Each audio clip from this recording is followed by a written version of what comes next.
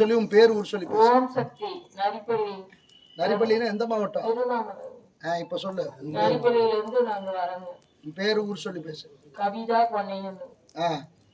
நாங்க இந்த கோயிலுக்கு வந்து திருப்பூருக்கு வந்தோம். எங்க சின்ன மாமியா சொன்னாங்க, நீங்க ரொம்ப கஷ்டத்துல இருக்கிறீங்க, அவர்கிட்ட போங்க.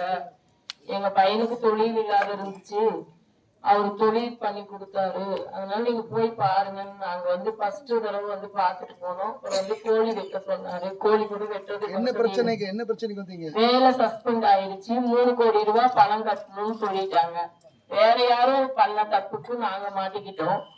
அப்புறம் அந்த பணம் கட்டுற வேலையே இல்லை, போஸ்டிங்கும் போட்டு கொடுத்துட்டாரு. ஒரு மைக் கொடுத்தாரு, கருப்பு கோழி. அப்புறமா வேலை வந்த பின்னாடி 3 மாசம் கழிச்சுதான் வெட்ட முடிஞ்சுச்சு எங்களால. நாங்க வந்து வெட்டணும்.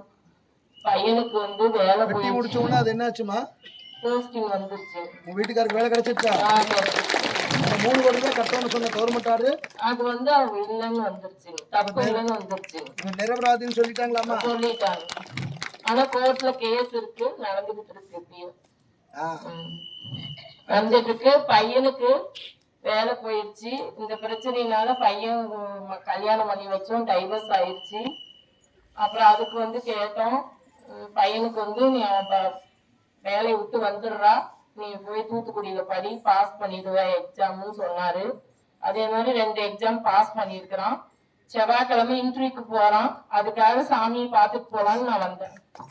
நிச்சயமா வேலை கொடுப்பான். ஓம் சக்தி. 3 கோடி ரூபாய் கட்டணும். சாப்பாட்டுக்கே வழி இல்லாத நிலைமையில 3 கோடி ரூபாய் எப்படி கட்ட முடியும்? அவரே 5000 அவரே கொஞ்சம் செலவு, பஸ்ஸுக்கு கூட காசு கொடுத்து அனுப்பிச்சு விட்டாரு. யாரு? சாமி. அப்படியா? எனக்கு ஞாபகம் இல்லை. வந்துட்டாங்க, அருவா கூட காசு இல்லை, எங்களை காப்பாற்றி விடுங்கன்னாங்க. 3 கோடி ரூபாய் நாங்க சிக்கிட்டோம் அப்படின்னாங்க. பஸ்ஸு கூட காசு இல்லாம இந்த ஊருக்கு வந்துட்டோம் அப்படின்னாங்க. பஸ்ஸுக்கு காசு கொடுத்து வேணுமா உன்னி வேணுமா தான் கேட்டேன்.